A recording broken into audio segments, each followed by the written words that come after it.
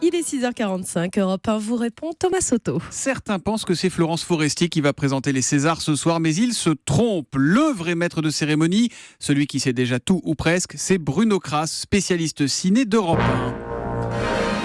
Je déclare donc ouverte la 41e cérémonie des Césars. Bonjour Bruno Kras. Bonjour, quel honneur. Les Césars évidemment Bruno, c'est d'abord l'occasion de faire le bilan annuel du cinéma français. Alors on entend dire qu'il va pas fort ce cinéma, c'est vrai ou pas ? Il va plutôt bien parce qu'il y aura 200 millions de spectateurs. Quel loisir donne ça, 200 millions de spectateurs par an en 2015.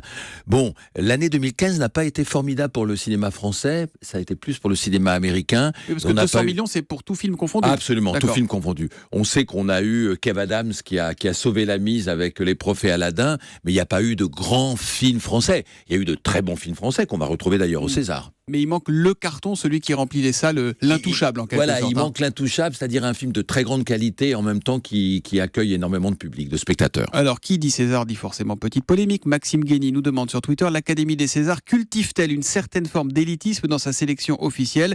Exit les films populaires. Ça, c'est un sujet récurrent. C'est un sujet récurrent, mais c'est un faux sujet, parce que c'est pas parce que les restaurants, burgers ou pizzerias accueillent un nombre incroyable de clients qui sont dans le guide Michelin. Bon, les Césars, c'est le guide Michelin du cinéma, c'est-à-dire qu'il faut que le film ait de la créativité, que ce soit non pas un film d'auteur, mais qu'il ait des qualités techniques, artistiques énormes pour être dans les... Donc ce sont quand même globalement les meilleurs qui sont là ? Ce sont évidemment globalement les meilleurs qui sont à Cannes. Il y a un autre sujet qui sont au César. Ah oui. Il y a un autre sujet qui revient souvent, mais justement, les comédies comme à Cannes, c'est bon pour le public, mais pas pour les récompenses. Ça dépend des films comme Intouchables ou les Ripoux avaient eu des Césars. Il faut des comédies. Les Ripoux, excusez-moi, mais ça date de Napoléon quand même. Absolument. Non, mais il y a des comédies de qualité qui sont fines, qui sont des comédies où il y a de la création. Vous savez, Marguerite, qui est nommée, c'est une tragicomédie. Hein. Il y a des choses très drôles dans Marguerite. Il y a des choses tragiques, des choses drôles. Donc tout est une question de qualité, encore une fois. Qui vote ? Alors, il y a 4200 personnes qui sont les académiciens, l'Académie des Césars. Mais Ce sont tous les vous, les techniciens. critiques de cinéma, par Non, exemple. on ne vote pas. Je pourrais voter, je peux demander, il faut être coopté par un des réalisateurs ou des acteurs, je pourrais le faire, mais je n'ai pas demandé pour le moment. Mais ce sont tous les techniciens, c'est-à-dire tous les techniciens, réalisateurs, acteurs, producteurs, tous ceux justement qui sont parfois nommés. C'est eux les votants. Mais le public, il n'y a pas de prix du public ? Non, il n'y a pas de prix Il n'y a pas de public, contrairement aux victoires de la musique où il n'y a aucun prix de la Ça musique. pourrait exister. Alors, à propos des votants, le problème des Césars, qui est de plus en plus mis sur la sellette, c'est que tous ces gens-là ne voient pas beaucoup de films dans l'année. Moi, j'en vois 350, mais eux n'en voient pas forcément beaucoup. Ils reçoivent un coffret avec une centaine ou 150 DVD pour voir les films, mais ils ne les voient pas tous. Donc, ils vont vers les films dont on parle le plus. Donc, il y a des films qui ne sont jamais vus, alors qu'ils pourraient être dans les lauréats. Le grand vainqueur l'an dernier, c'était Timbuktu, d'Abderrahmane Sissoko. Quel est le film dont on dira demain matin, voilà, c'est le grand gagnant des Césars 2016, Bruno ? Ça peut être Marguerite. Ou alors ça va être réparti sur 10 pannes, Marguerite, Mustang.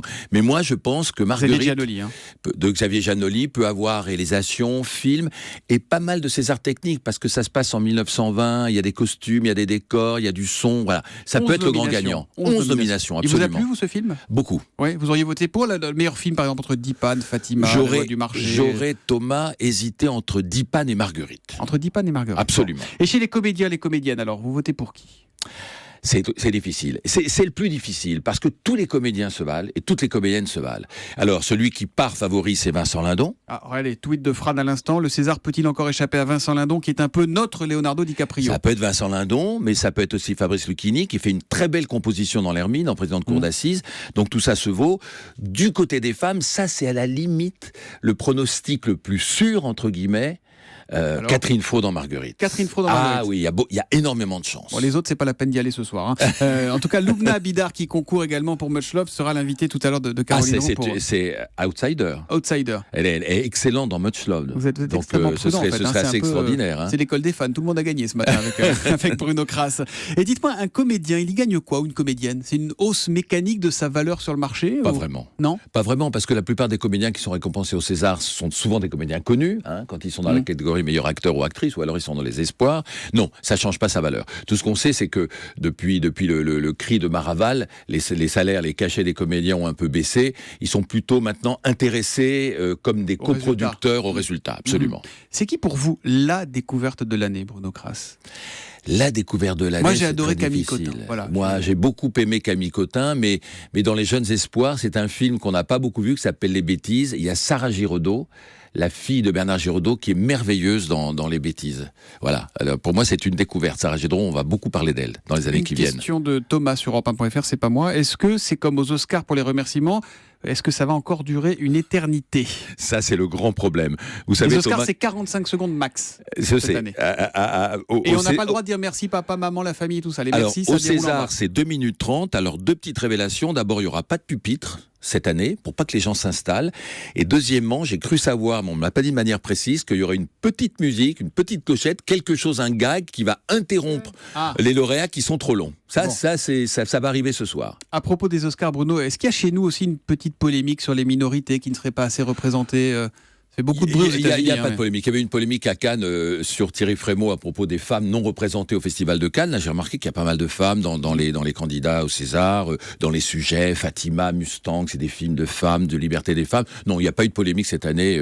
Chez nous, ça viendra peut-être. Hein. Les Césars, c'est aussi de la diplomatie. Bruno, comment on répartit, on assoit ces messieurs dames qui ont parfois un ego hypertrophié dans la salle ? Alors c'est ça. C'est Yalta, à ça part Madame la Ministre, Audrey Azoulay, à part ça, et quelques institutionnels, ce sont tout simplement les lauréats, enfin les candidats, avec leurs parrains, qui doivent être dans les premiers rangs, parce qu'il faut que ce soit facile de les faire monter. Et la petite info qui est toujours marrante, c'est que pour pas qu'il y ait de trous dans la salle, Oui. à chaque fois, il y a des figurants. Ah, Dès que le lauréat descend dans les coulisses pour faire le tour des photographes, des journalistes, des télés, etc., il y a des figurants qui se mettent à leur place et qui s'en vont dès qu'ils reviennent pour pas qu'il y ait de grands espaces vides. Voilà. personne ne sait vraiment rien des résultats à l'avance. Ah, absolument pas. Vraiment ? Absolument Juré pas. craché ? Juré craché. Même pas les comédiens, on leur dit pas À tu ferais moins bien qu'on de me venir. cache quelque chose. Non, jamais on ne vous cacherait quelque chose. Merci Bruno Kras. Ce matin, on a une pensée aussi pour 3 réalisateurs qui nous ont quittés ces derniers jours. André Zulawski, François Dupeyron et Valérie Guignabaudet. Qui avait en commun d'avoir le feu sacré pour ce métier. Voilà, on les regrette beaucoup. Merci à vous Bruno de nous faire vivre le cinéma et vous nous ferez vivre cette cérémonie ce soir et demain matin sur Europe 1. Merci, bonne journée.